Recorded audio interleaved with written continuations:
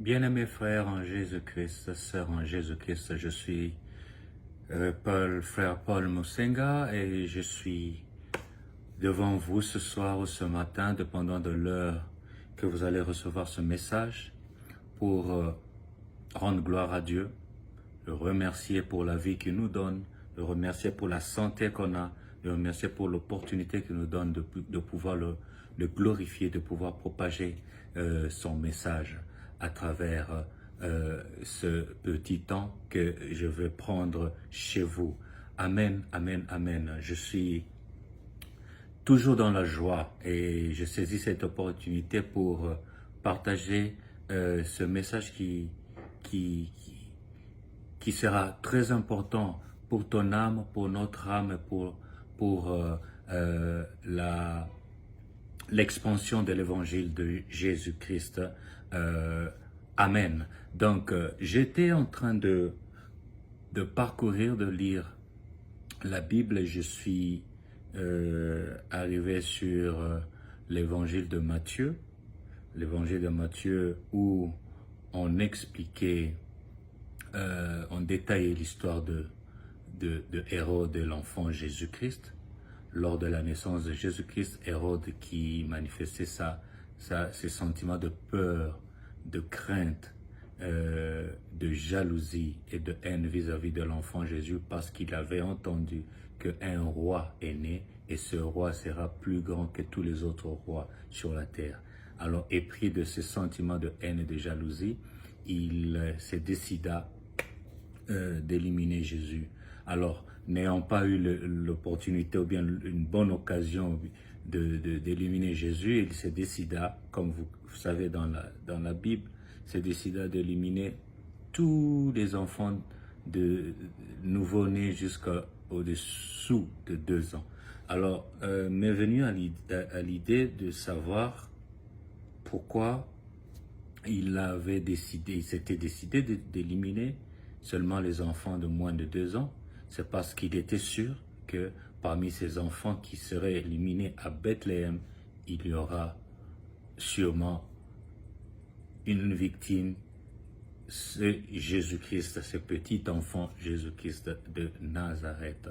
Malheureusement pour lui et heureusement pour la gloire de Dieu et pour Jésus-Christ, ce plan de Hérode n'avait pas réussi.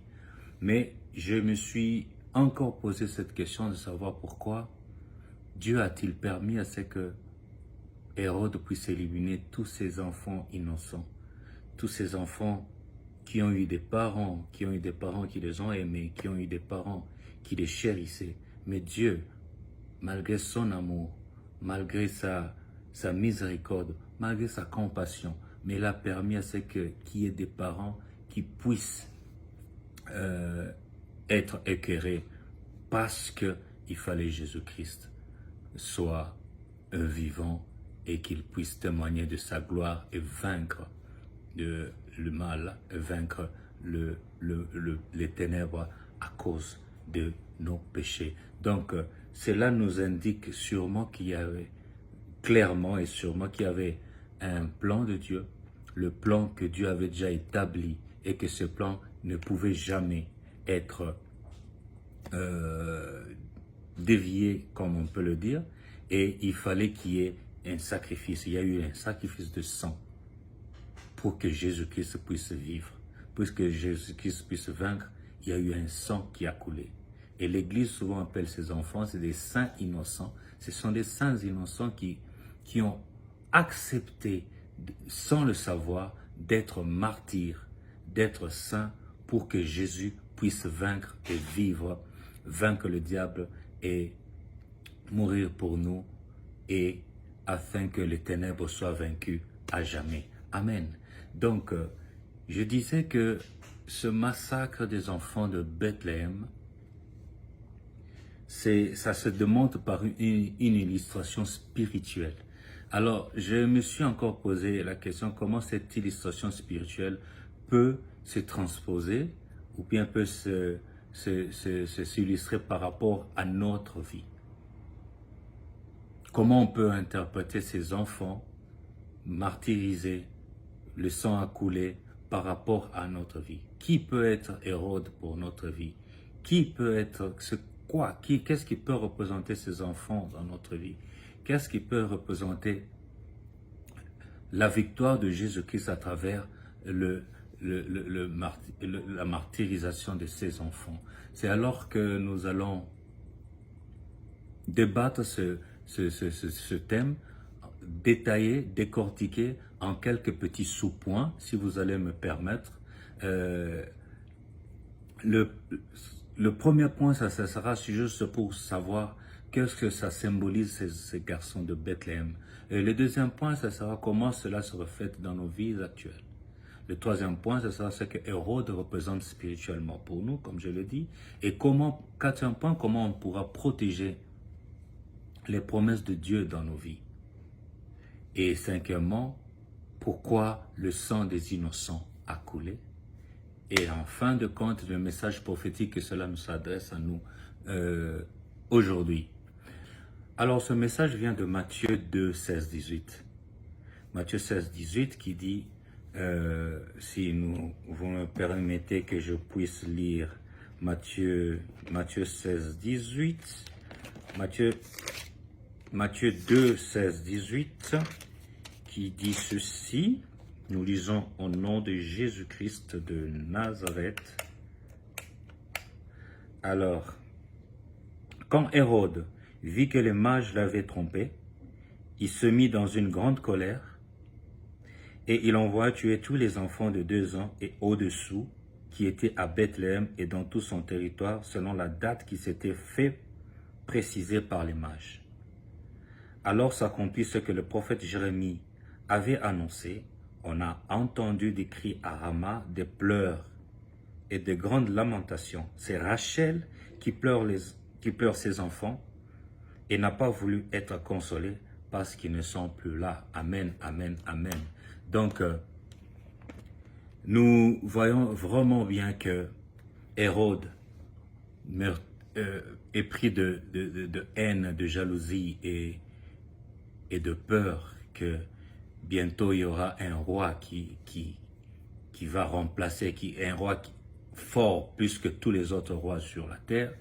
Et puis de cette haine, de cette inquiétude, de cette peur d'être renversé un jour ou de voir sa progéniture être renversée, alors il s'était décidé complètement d'en finir avec cet enfant dès le bas âge, dès sa naissance, comme ça il serait à l'aise. Alors, je me suis posé la question pourquoi, ou bien on devra se poser la question pourquoi Hérode était si déterminé à éliminer le petit enfant Jésus-Christ. Pourquoi? Parce que parmi tous les enfants tués, parmi tous les enfants visés, il pensait tuer cet enfant qui est Jésus-Christ, qui est l'enfant de la promesse, qui est Jésus-Christ qui devait régner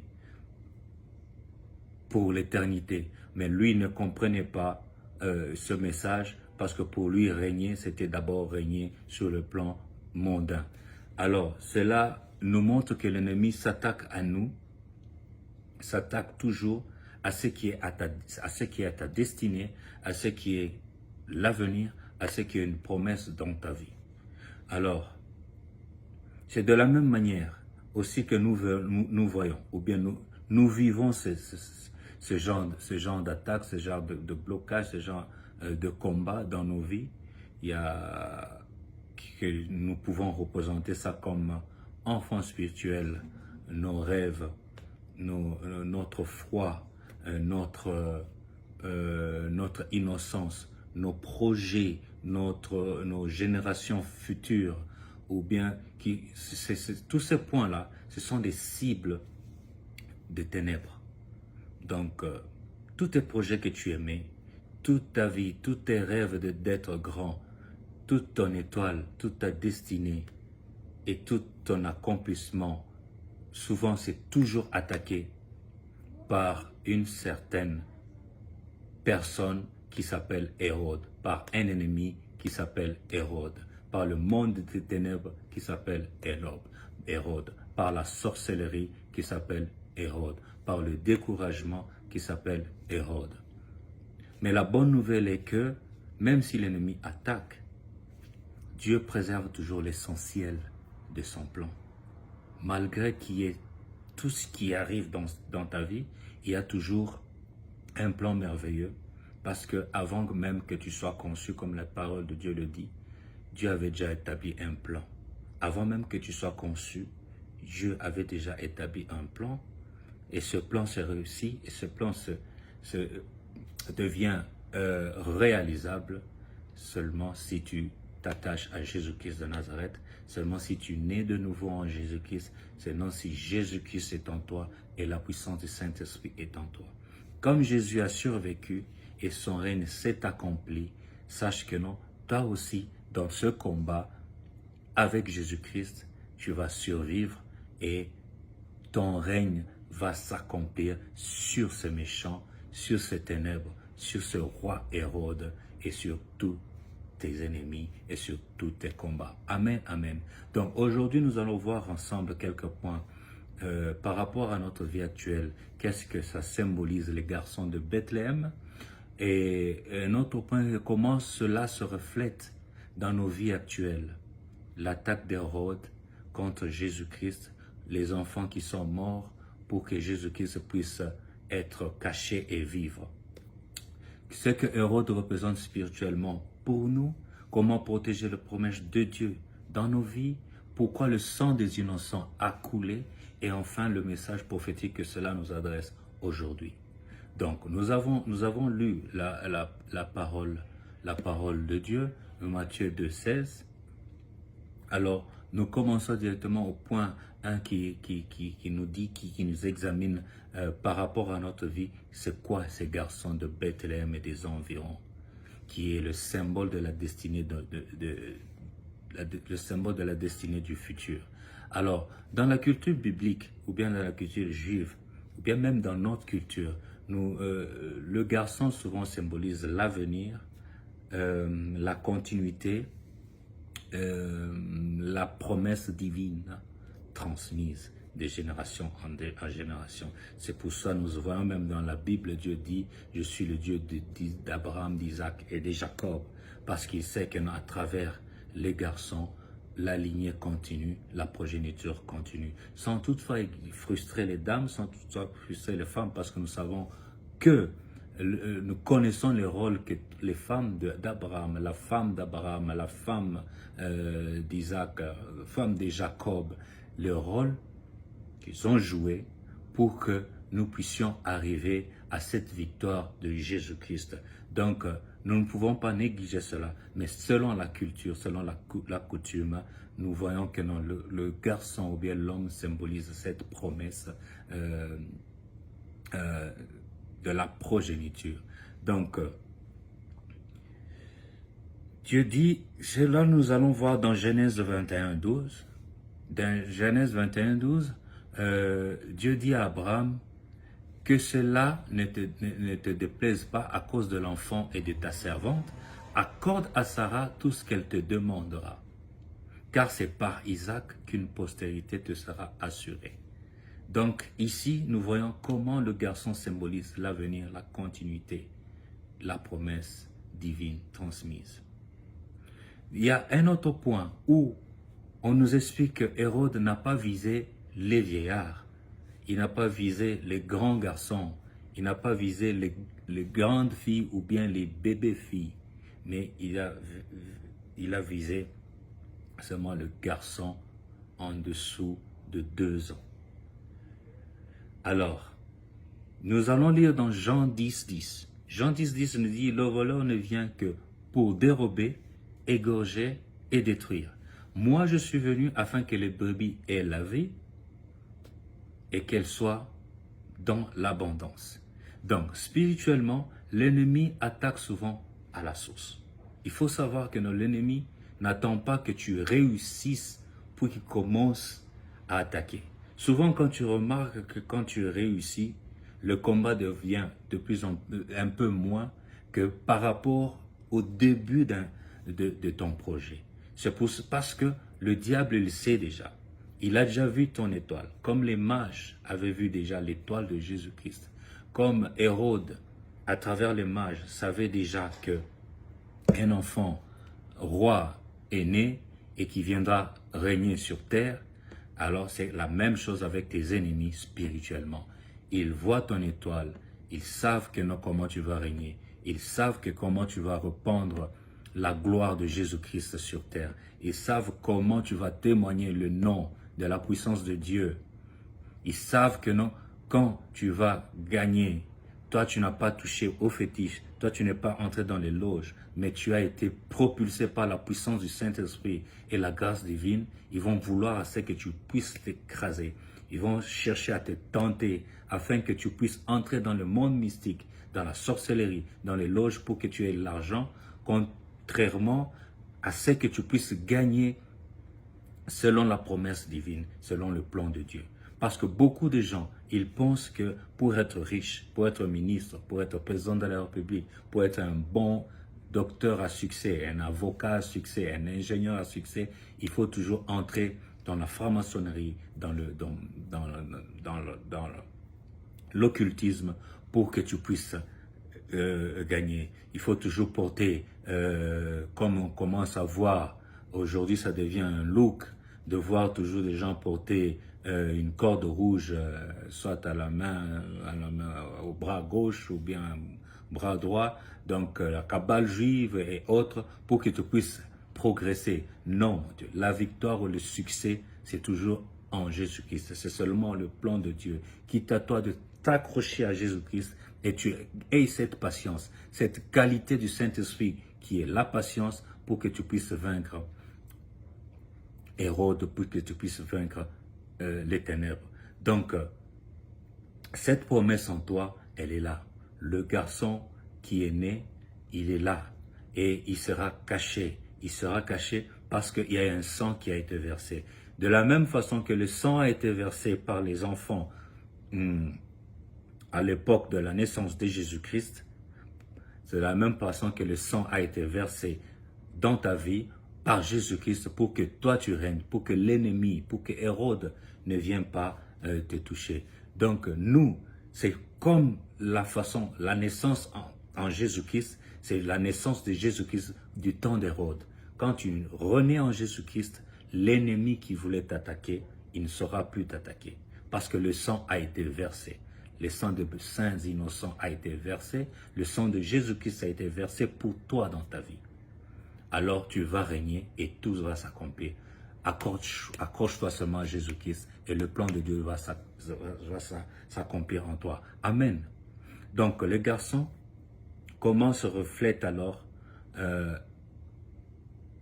le garçon dans nos vies aujourd'hui? Donc les garçons que l'ennemi veut massacrer symbolisent nos rêves et nos projets naissants. Tu as un rêve d'être pilote, tu as un rêve d'aller même sur la Lune, de créer quelque chose plus que ce que Elon Musk, par exemple, a créé. Tu as cette intelligence de créer beaucoup de choses. Tu veux créer ton orphelinat, tu veux créer ton hôpital, tu veux créer ton ONG, tu veux être un bon avocat pour être dans la justice et aider les pauvres. Tu veux faire tes affaires pour que tu puisses aider ceux qui auront des problèmes. Tu veux être un bon donateur pour les œuvres de l'évangélisation. Mais tout ça, mon frère, quand tu projettes, comme Jésus-Christ s'est caché à travers ses parents qui l'ont amené en Égypte, toi aussi cache tes projets. Cache tes projets, que l'ennemi ne sache pas, parce que l'ennemi, il est là que pour dévorer, pour détruire. Alors l'ennemi, il ne faut pas qu'il sache tes projets. Il ne faut pas qu'il il rôde toujours autour de toi, mais il faut toujours que tu caches tes projets pour qu'il ne puisse pas savoir ce qu'il faut faire dans ta vie, dans tes projets, et qu'il puisse s'approcher à toi. Amen. Amen, amen. Alors, au point de comment cela se reflète dans nos vies aujourd'hui, comme je disais, donc je disais que le garçon que l'ennemi veut massacrer symbolise nos rêves futurs, pas le rêve pas nos rêves dans le sommeil, quand tu dors tu rêves, non, le rêve dans nos projets, nos planifications pour le futur, et nos projets naissants. Par exemple, tu veux créer une entreprise, tu veux aller faire ton PhD, ou bien tu veux faire ton master, ou bien tu veux être un grand professeur, tu veux être un grand médecin, mais il y a le diable, toutes les bonnes choses que tu planifies, le diable ou bien tes ennemis, la sorcellerie, veut écraser ça déjà à la source pour que tu n'avances pas. Soit ils peuvent même chercher à t'éliminer physiquement, soit ils peuvent chercher à ce qu'ils puissent maudire ce plan, t'envoyer des masques de vieillesse, te mettre dans des blocages spirituels afin que tu ne puisses pas avancer. Amen. Donc nous lisons cela dans Habakkuk 2:3, car c'est une prophétie dont le temps est déjà fixé. Elle marche vers son terme et elle ne mentira pas. Si elle tarde, attends-la, car elle s'accomplira certainement.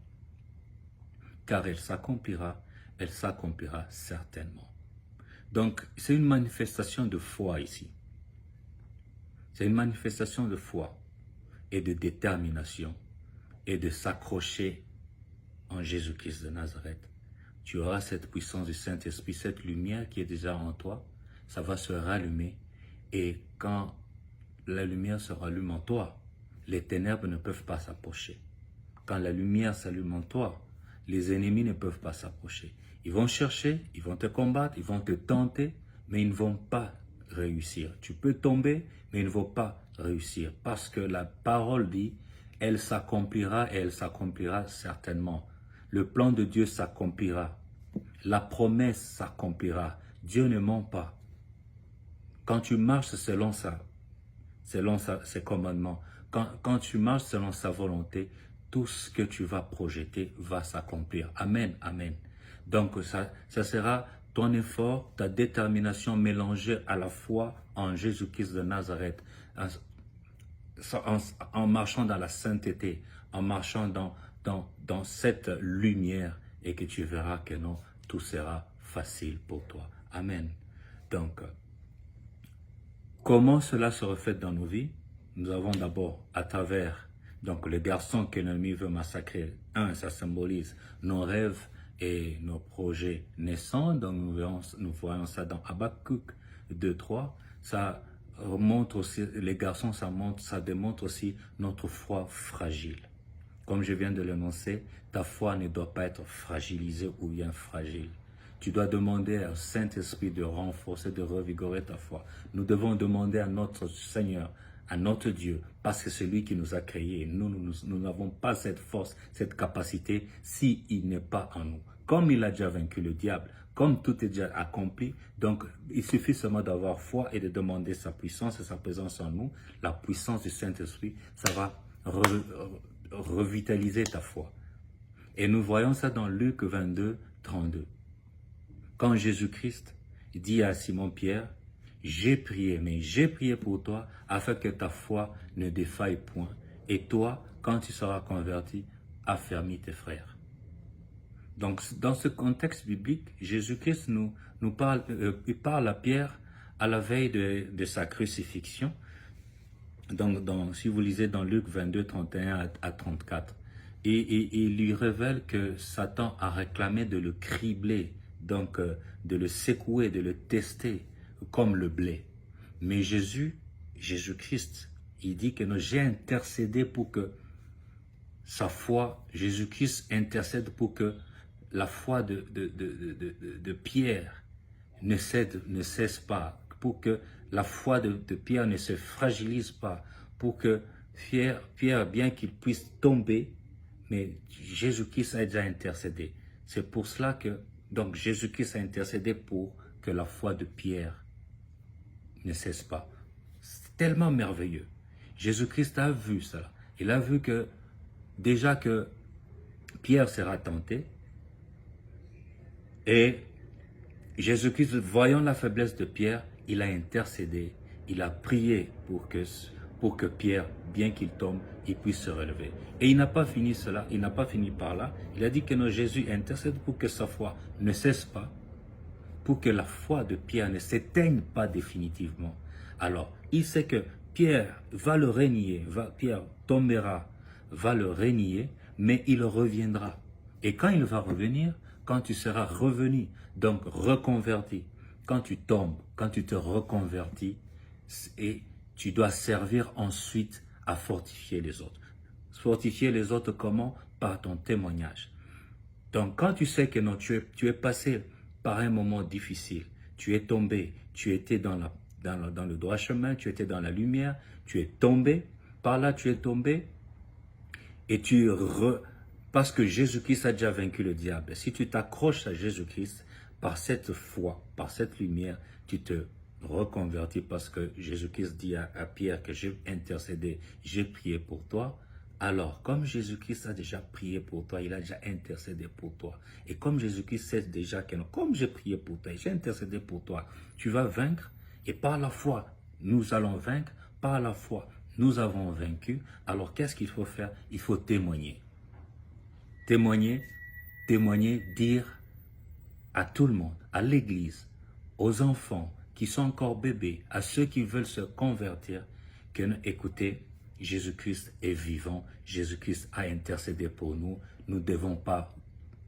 je suis tombé, nous sommes tombés, mais nous nous sommes relevés, voilà, grâce à l'intervention, à l'intercession de Jésus-Christ, qui est le premier intercesseur. Il a intercédé auprès du Père pour nous, afin que nous soyons sauvés. N'oubliez pas que Pierre a renié 3 fois Jésus-Christ, mais il est revenu, et il est redevenu plus fort qu'avant, et son témoignage est connu jusqu'à aujourd'hui à travers l'évangile que nous avons dans la Bible. Amen, amen. Donc,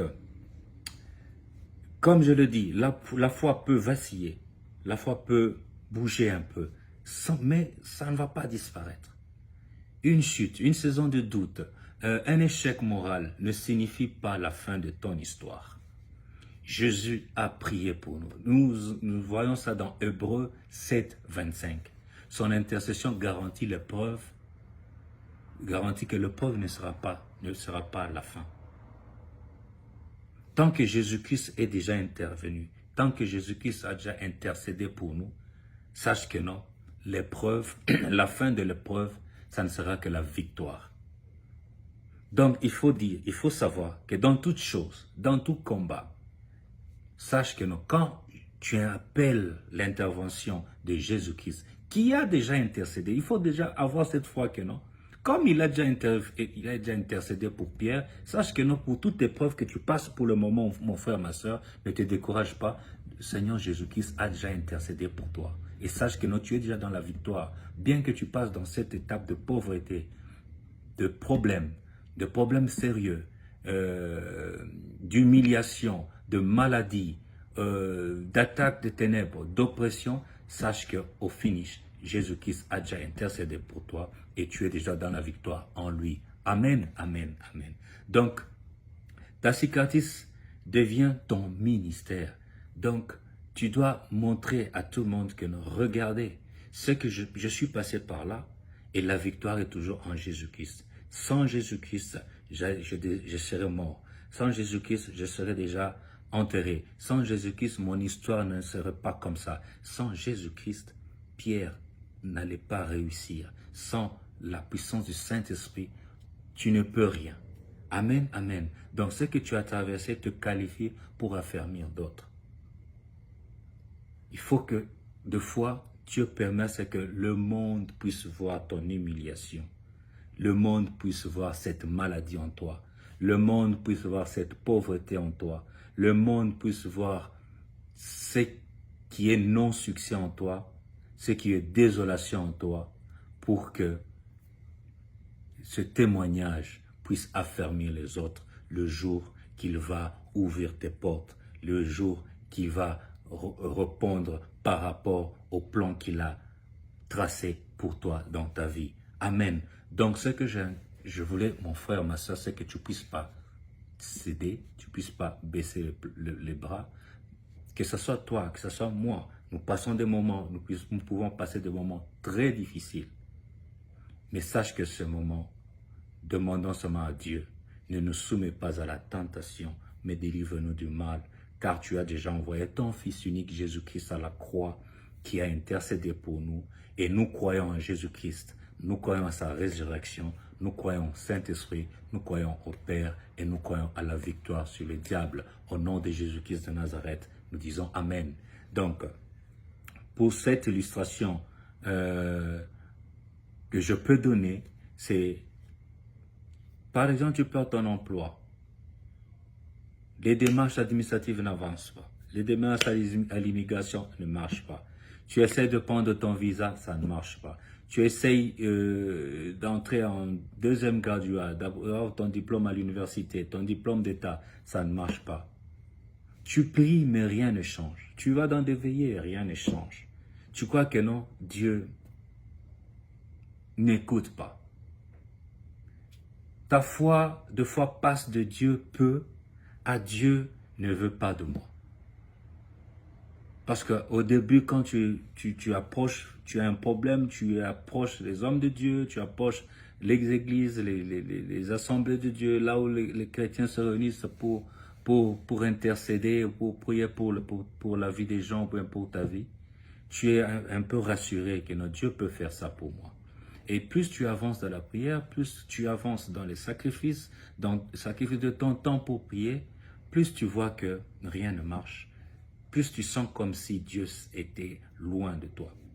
Mais ce que je veux dire, pour toi, ce risque que tu prends, c'est Dieu peut toujours. Il ne faut pas se dire que non, Dieu ne veut pas. Il ne faut pas quitter de Dieu ne peut pas à Dieu ne veut pas de moi. Il veut toujours de toi. Il a toujours besoin de toi. C'est lui qui a un plan, qui t'a envoyé sur terre et qui a un plan merveilleux pour toi. Alors, ce que je veux demander, c'est qu'on revient toujours, comme Pierre, il faut revenir à la hauteur, en présence de Jésus-Christ, à côté de Jésus-Christ. Comme Pierre était à côté de Jésus-Christ, il l'a nié et il est revenu comme à Jésus-Christ. Parler honnêtement à Dieu, lui dire ce qu'on ressent, ce qu'on a. Parce que des fois, on peut être devant Dieu, on prend 1 heure, 2 heures en train de prier, mais ce n'est pas ce qui vient de ton cœur. Ce sont souvent des phrases que tu as entendues, des phrases que tu crois que non, si je parle comme ça, Dieu va écouter. Mais du moment que, quand tu rentres à la maison, tu veux exprimer ton problème, tes soucis à quelqu'un, à un membre de ta famille, à tes amis ou à un pasteur, tu lui parles autrement. Mais quand tu parles à Dieu, tu parles aussi autrement, tu diminues même la façon dont tu parlais aux autres. Mais par contre, c'est à ton Dieu, à ton Créateur, que tu dois le plus parler de ce qui est au fond de toi. Parce que lui, il connaît déjà. Parce que la Bible dit, avant même que tu viennes vers moi, je sais déjà ce que tu veux me parler. Imagine un peu, tu veux aller chez ton père, mais il sait déjà que non, lui, il viendra là parce que je dois lui donner ça pour qu'il fasse cela. Il sait déjà. Mais toi, tu arrives. Imagine ton père, il a déjà préparé 1000 dollars pour que tu puisses aller acheter un téléphone. Et toi, tu es là, tu as besoin d'un téléphone parce que ce téléphone va t'aider dans tes affaires, dans tes études ou bien dans n'importe quel aspect de ta vie. Mais ton père sait que non. Comme je l'ai envoyé étudier l'informatique, il aura besoin d'un ordinateur, il aura besoin de ce téléphone, comment on appelle, il y a des téléphones là pour, comme calculatrice là, que ma fille même ici m'avait demandé qu'on puisse acheter pour elle, donc pour les gens qui font le business management. Donc, comme moi j'ai insisté que non, toi tu vas étudier par exemple, je veux que tu fasses l'informatique, que tu sois ingénieur. Donc j'ai planifié que non, sûrement là-bas à l'école ou à l'université, on va demander tel instrument. Et moi je prépare tel instrument pour toi. Je garde l'argent ou bien tel instrument déjà à la maison. Et je sais que non, dès qu'il va quitter le home, il viendra le week-end demander ça, je vais lui donner ça. Mais imagine que toi tu arrives, tu dis, papa, j'ai besoin de 1000 dollars parce que j'en ai besoin, je suis en train de marcher à pied, je vais acheter un vélo, ou bien je vais acheter une moto, ou bien je vais acheter un véhicule, ou bien je vais avoir de nouvelles chaussures. Ton papa sache qu'il est, il regarde dans sa caisse, il dit que mais cet argent, je vais le garder juste pour, ce qui est utile, ça c'est l'ordinateur et le téléphone d'études. Et sagement, il va te dire, ok, on verra, parce que pour le moment, je n'ai pas ça. Admettons, le papa ne te donne pas. Toi, tu rentres découragé, tu commences même à te plaindre. Écoute, papa voulait que je fasse ça, mais maintenant, moi, je n'arrive pas à aller là-bas, j'aime pas marcher à pied, je lui demande ça, il ne me donne pas. C'est la même façon avec Dieu. Dieu a déjà gardé ce qui est bon pour toi. Mais toi, tu demandes autre chose. Tu es distrait dans autre chose. Tu ne lui dis pas, parce que Dieu, lui, attend que tu lui dises ce qu'il faut lui dire. Que j'ai besoin d'avoir, même si les gens souvent, ils se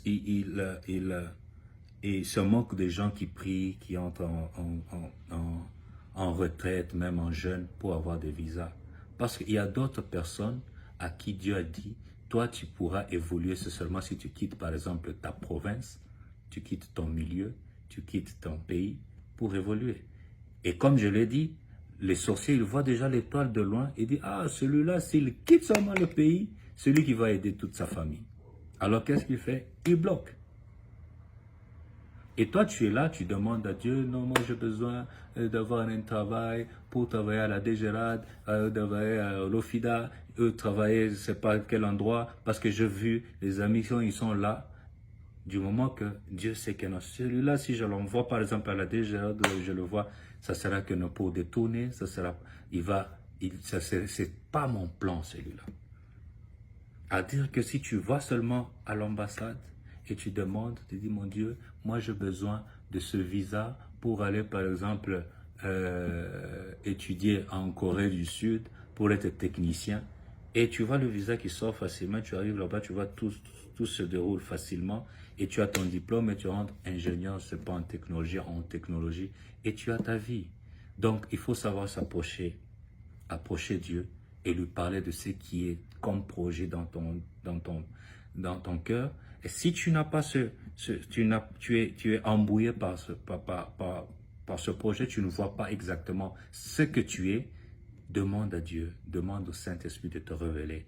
Le Saint-Esprit va te révéler, il va te montrer ce que tu dois faire dans toutes les choses. Quand tu te réveilles le matin, demande au Saint-Esprit, guide-moi, guide mes pas pour que je puisse savoir ce que je dois faire. Moi, j'ai planifié de faire ceci, cela. Si c'est dans ta volonté, si c'est dans ton plan, accompagne-moi. Mais si ce n'est pas dans ta volonté, montre-moi le chemin. Amen, amen. Donc, on était dans la cicatrice qui devient ton ministère. On était dans les exemples, des illustrations que j'ai données. Donc, faut pas se décourager, faut pas un découragement prolongé. Donc, nous passons à l'autre point, c'est cette illustration, bien, ce verset que nous venons de lire de Matthieu 2, 16, nous démontre aussi que il y a un point que le garçon symbolise notre innocence et notre pureté. Les enfants de moins de 2 ans, les enfants dans la Bible, dans le verset de Matthieu, qui ont été tués, ces enfants symbolisent notre innocence, symbolisent notre pureté. C'est pour ça même, tu vois, les sorciers là, les mauvais cœurs là, les gens qui n'aiment pas l'évolution des gens dans la famille, ils attaquent directement les petits enfants qui naissent là.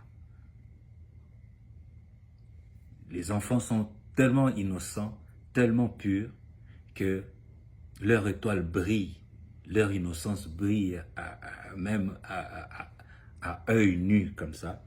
Et les sorciers les attaquent pour les détruire directement parce qu'ils savent que non, celui-ci là, il est intelligent. Si on détruit déjà son cerveau, c'est fini pour lui. Alors on lui injecte un esprit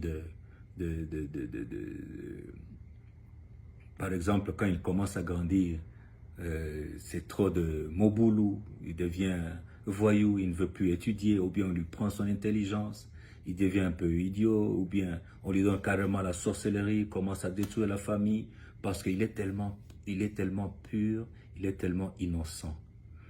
Parce que Matthieu 18, 10 dit ceci, pour ce point d'innocence et de pureté. Gardez-vous de mépriser un seul de ce petit, car je vous dis que leurs anges dans les cieux voient continuellement la face de mon Père qui est dans les cieux. C'est pour dire que notre Dieu prend beaucoup d'importance sur l'innocence des enfants, sur les enfants. Les enfants, c'est comme l'eau qui est pure. Et nous devons garder ces enfants-là de l'impureté. C'est comme l'eau qui est pure et on vient injecter quelques déchets ou bien quelques saletés dans l'eau. Alors, qu'est-ce que nous devons faire? Nous devons prendre un filtre. Et le français commence à disparaître un peu parce que tu vois, quand on passe beaucoup de temps dans un autre monde où les gens ne parlent plus français, dans ce monde ici, on est là, je suis seulement entouré des gens. Soit ils parlent lingala, soit ils te parlent français, mais le français c'est un peu rare, soit ils te parlent anglais. Maintenant, je commence à oublier même certaines. On dit une filtre ou bien un filtre. Bon, prenez comme vous voulez, ou une ou quoi là. Alors, vous prenez une filtre,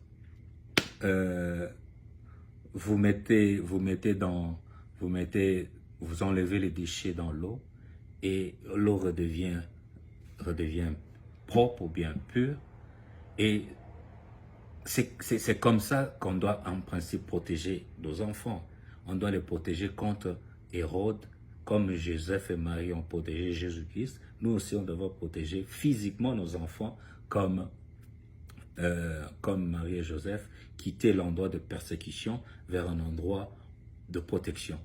Donc, Joseph, il travaillait. Sûrement, Marie avait des relations, mais ils ont accepté de laisser tout à Bethléem, tout de Bethléem, tous des environs pour aller en Égypte, loin de Bethléem, avec une autre culture, avec une autre façon de vivre. Ils se sont réfugiés là-bas pour ne fût-ce que le bien de leurs enfants, pour protéger cette promesse. Et c'est comme ça aussi dans ta vie. Tu dois protéger cette promesse qui est en toi. Protéger cette foi qui est en toi. Tu dois bien garder parce que cette promesse qui est en toi, cet enfant Jésus qui est en toi est tellement innocent et pur et que le roi Hérode et que les ennemis, la sorcellerie, veulent toujours s'emparer de cet enfant Jésus qui est en toi pour que tu ne puisses pas prospérer. Mais comme Jésus a déjà dit, comme la parole a déjà dit, l'enfant Jésus a survécu et tout ça, il a accompli le plan de Dieu. Alors, tant que ce petit Jésus qui est en toi a survécu et a accompli le plan de Dieu, donc accepte seulement que non, tout c'est déjà accompli en toi. Donc ton corps là que tu es là, c'est un corps mystère. Dieu ne t'a pas créé pour rien, ne te minimise pas, ne crois pas que tu es rien. Tous ces récits-là, ça se passe en toi, ça se passe dans ton âme, ça se passe dans ton esprit, ça se passe dans ta vie, ça se passe dans ton corps, ça se passe dans ton cœur. Ça se passe sur ta parole, sur ta foi, sur ta conviction en Jésus-Christ de Nazareth. Amen. Ah, que c'est bon d'être en Jésus-Christ. Amen. Je suis vraiment content. Si vous suivez ce message, je vous en prie, partagez, likez, afin que nous puissions toujours soutenir cette œuvre d'évangile. On n'est pas parfait, on n'est pas saint, on n'est pas bon, peut-être bon parleur, mais moi je voudrais que vous puissiez toujours m'appuyer, me supporter, tout support in English, m'encourager, voilà, afin que nous puissions toujours aller de l'avant. Alors, qu'est-ce que ces garçons symbolisent? Qu'est-ce que ce message nous dit encore? Donc, ça symbolise aussi nos générations futures. Dans Psaume 127, 3, on est dit, « Voici, des fils sont un héritage de l'Éternel. Le fruit des entrailles est une récompense. » Voici, les fils sont un héritage de l'Éternel. Donc, les enfants sont un héritage de l'Éternel. Quand tu crois en Jésus-Christ, tu as déjà cet héritage en toi vis-à-vis de Dieu. Tu deviens déjà co-héritier. Tu possèdes déjà cet héritage si tu acceptes d'être cet enfant qui s'est sacrifié, qui a versé ce sang pour que Jésus-Christ puisse accomplir sa mission. Donc, accepte de te sacrifier, accepte de tuer tout ce qui est monde en toi pour que Jésus-Christ puisse vaincre, puisse être vivre, puisse écraser le diable. Donc ce n'est que ça que la parole te demande. Accepte d'écraser le monde, accepte d'écraser les ténèbres, accepte d'écraser l'adultère, accepte d'écraser l'impudicité, accepte d'écraser la haine, accepte d'écraser la jalousie, accepte d'écraser les ténèbres, accepte d'écraser le monde, les soucis, l'inquiétude, la non-repentance. Accepte d'écraser tout ça et laisse la place à Jésus-Christ qui se réfugie en toi afin qu'il puisse vaincre le mal, afin qu'il puisse vaincre le diable. Et comme il a déjà vaincu, toi accepte seulement et tu verras cette manifestation, mystère va se manifester en toi. Amen. Alors, qu'est-ce que Hérode représente dans nos vies? Hérode symbolise la jalousie spirituelle. Cette sorcellerie, ses ennemis. Parce que quand les ennemis t'attaquent, c'est parce qu'ils ont la haine. Le racisme, pour moi, le racisme, c'est la sorcellerie. La pire de sorcellerie. C'est Hérode en soi. Parce que, en soi, quand tu vois quelqu'un qui est raciste, qui n'aime pas l'autre, c'est parce qu'il l'envie. Le racisme, c'est pas parce qu'on te trouve dégueulasse, non. Le racisme, c'est parce qu'il voit que non, celui-ci, il fait mieux. Puisque moi, si je le laisse faire, il va le faire plus que moi. La sorcellerie, c'est comme ça. Si on le laisse, il va faire plus que moi. Hérode, c'est comme ça. Si je le laisse cet enfant vivre, il va prendre ma place. Il va me tuer. Si je laisse cette personne, il aura du succès plus que moi. Et c'est là qu'il naît l'envie. C'est comme ça Caïn a tué Abel. C'est comme ça Saül voulait tuer David. C'est comme ça tout ce monde même, on le voit même dans le monde musical, le monde des païens, le monde des gens qui ne croient pas que Jésus-Christ peut transformer tout, peut te donner ce succès gratuitement.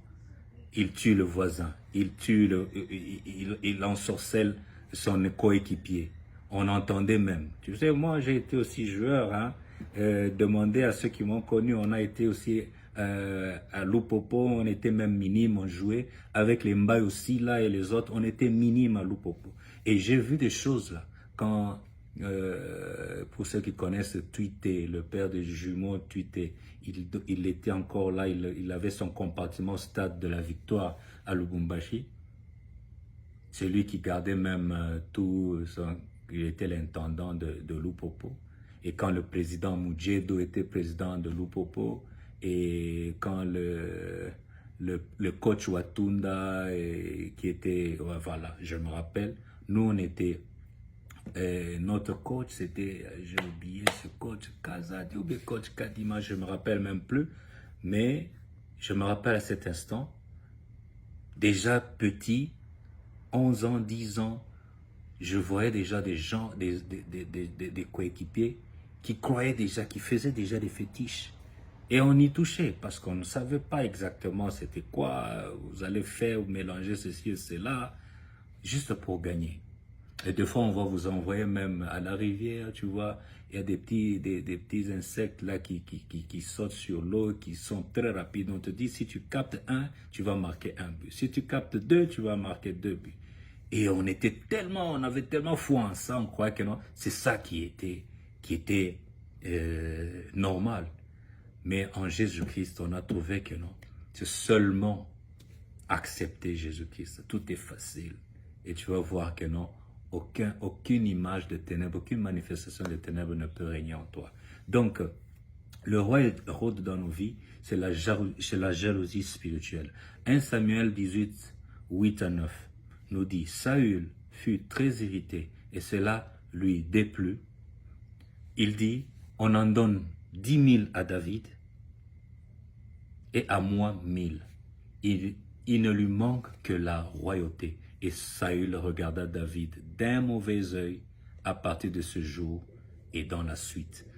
On connaît l'histoire dans Samuel, 1 Samuel, où le roi David et Samuel sont partis à la guerre et le roi David avait tué je crois, beaucoup, et il avait tué Samson, il avait tué Goliath plutôt, je m'excuse, il avait tué Goliath, et après, au retour, ce sont les femmes qui lui chantaient de joie en disant Saül a tué 1000, David en a tué 10 000, et ça n'a pas plu à Saül.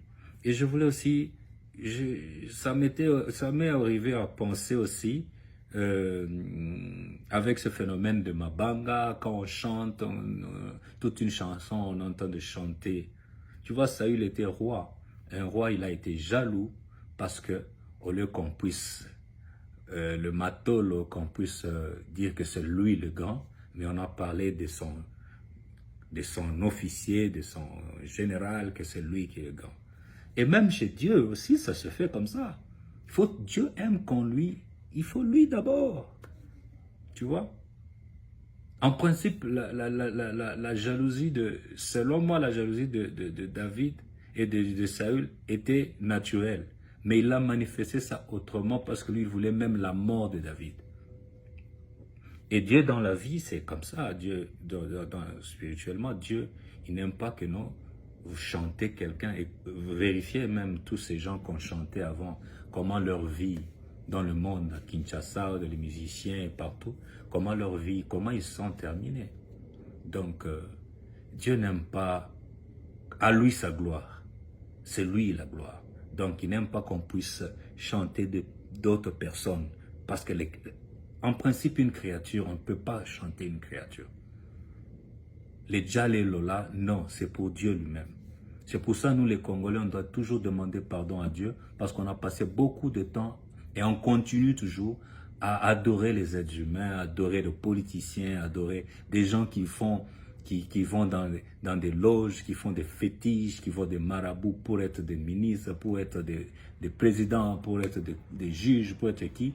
Et nous, le petit peuple, on passe toujours notre temps à les glorifier, à les chanter, à les adorer. Et je pense qu'avec ce groupe de musiciens qu'on a à Kinshasa, le mouvement de Mabanga qui a surtout commencé avec le Wenge, donc il faut savoir que spirituellement, ils ont eu aussi une mission venant de monde, je m'excuse, venant de monde des ténèbres, pour transformer la jeunesse, pour détruire la jeunesse, pour donc ces esprits-là d'autorité, de princes de ténèbres qui sont venus pour transformer le pays. Et regardez, depuis ce temps-là, le pays nage dans le chaos. Alors nous devons demander pardon. Nous, la jeunesse, qui ont beaucoup plus passé le temps à consommer ce genre de musique, ce genre d'action, d'activité anti-Christ, anti-divine, qu'on puisse vraiment demander à Dieu à nous repentir afin que Dieu puisse rétablir sa main sur nous. Comme le message le dit, Pierre est tombé, nous sommes tombés et Dieu puisse remettre cette main sur nous afin que le pays puisse redémarrer. C'est spirituel, je vous dis la vérité, parce que nous-mêmes, nous avons ouvert les portes. Prenons le Congo comme un être humain, nous avons ouvert les portes et les esprits de princes des ténèbres, les esprits d'autorité, les esprits d'oppression, ils sont venus et ils sont sur notre pays. Voilà les guerres, voilà les problèmes, voilà les sous-développements, voilà la famine. Ça, c'est pas Dieu.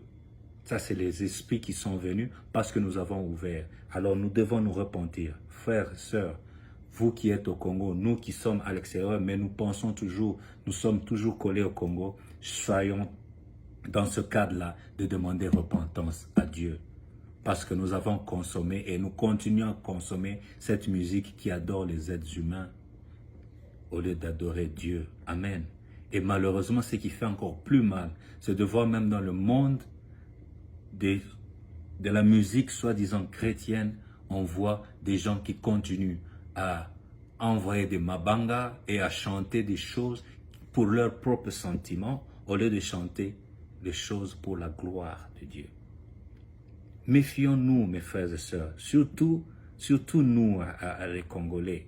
On est vraiment loin, on est écarté, on est vraiment loin de la réalité spirituelle, de la volonté de Dieu, sans le savoir. Et ce qui fait mal, c'est qu'il y a beaucoup d'innocents qui risquent d'aller dans l'éperdument éternel. Pourquoi? Parce qu'ils ont été mal guidés, ils ont été mal conduits. Il y a des chansons de gospel, si vous le décortiquez, ça n'a rien à voir avec la gloire de Dieu.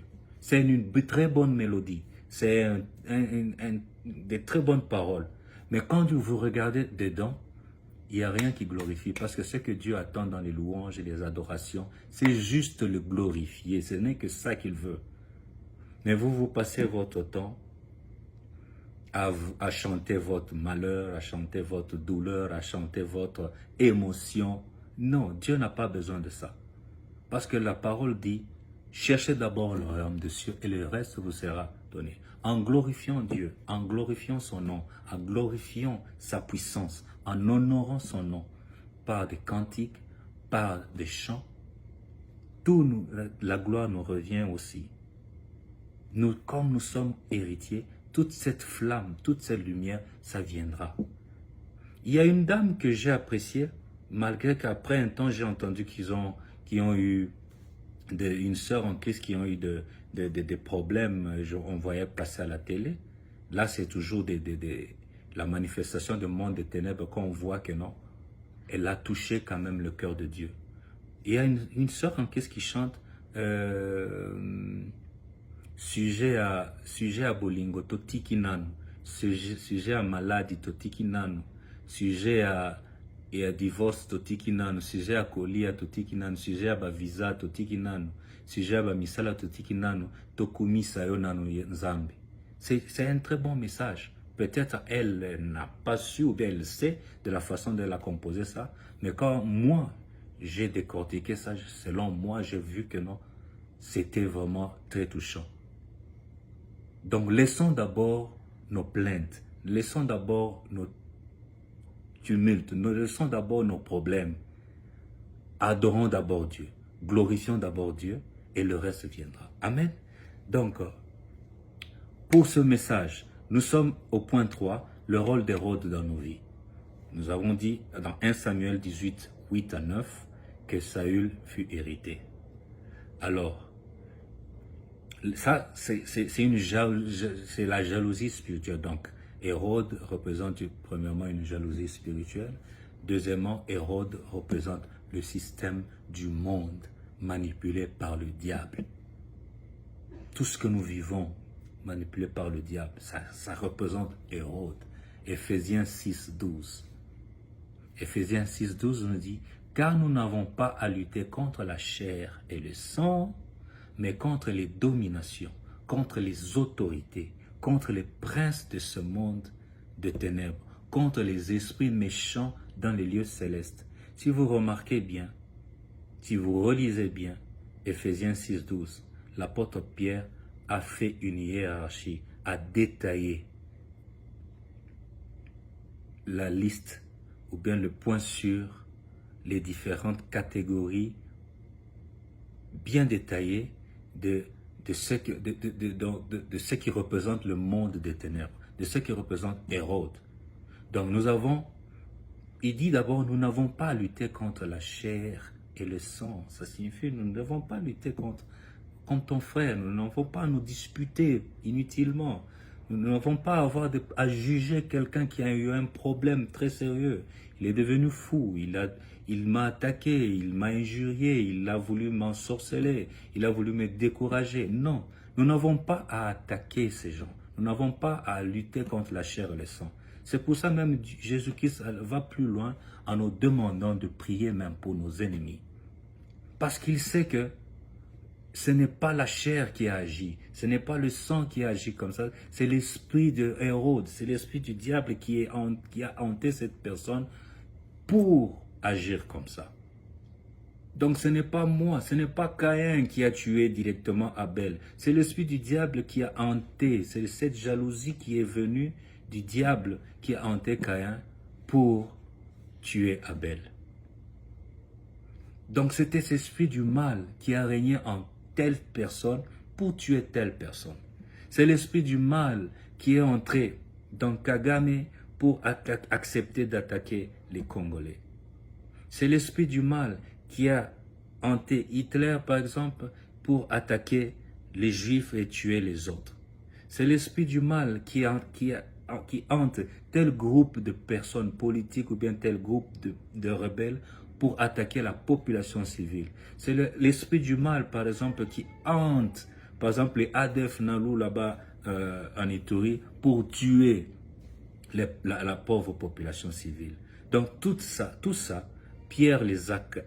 Paul plutôt les a catégorisés en Éphésiens. Il dit ceci, car nous n'avons pas lutté contre la chair et le sang, mais contre les dominations.